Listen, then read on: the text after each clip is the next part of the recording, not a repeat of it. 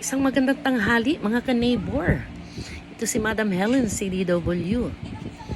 Ayan, magandang tanghali po sa inyong lahat. Saan man kayong dako naroon ng Pilipinas, magandang tanghali po sa inyong lahat. Ayan, meron na po ako natuyong damit kasi naglabang inyong ka-neighbor ng Saturday. So, napakaganda po ng ating panahon today. Maganda ang sikat ng araw, kaya nasikatan din po sa wakas ang aking mga damit ng araw. So salamat sa ating Panginoon at ibinigay niya ang sikat ng araw today. So pwede tayong mamasyal kasi today is holiday. At yung mga hindi natin nagawa nung nagaulan, pwede po natin ngayong gawin. Ano po? So, ano ba ito? Malapit na po ang Pasko.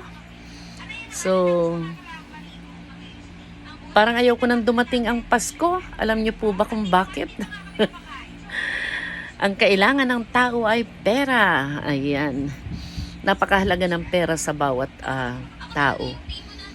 Kasi hindi tayo kakain, hindi tayo kakaalis ng bahay ng walang pera. Walang kakainin kung walang pera. Pera, pera. Ayan. So, kailangan nating maghanap buhay para tayo ay kumita ng pera. Ayan, kasi ngayong Pasko, marami pong gastusin. Ayan, alam nyo naman ang mga Pilipino, every Christmas, lalo na po ang mga bata, gusto ng mga bagong damit. Ayan, okay lang po sa matatanda na kahit po walang bagong damit ay okay lang. Pero sa atin pong mga anak ay tradisyon na po yata ng mga Pilipino na yan na kapag Pasko, may mga bagong damit ang mga bata at laging merong handa sa hapagkainan. Ano, ganyan po tayo nag-celebrate ng Pasko dito sa Pinas. Ano po?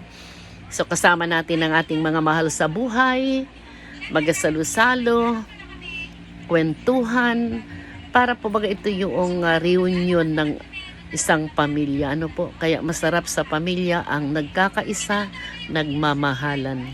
Ano po? So muli, magandang tanghali po sa inyong lahat at maraming pong salamat sa mga nag-views at sa akin pong mga followers, sa mga sumusubaybay kay Madam Helen, CDW. Muli, God bless po sa inyong lahat.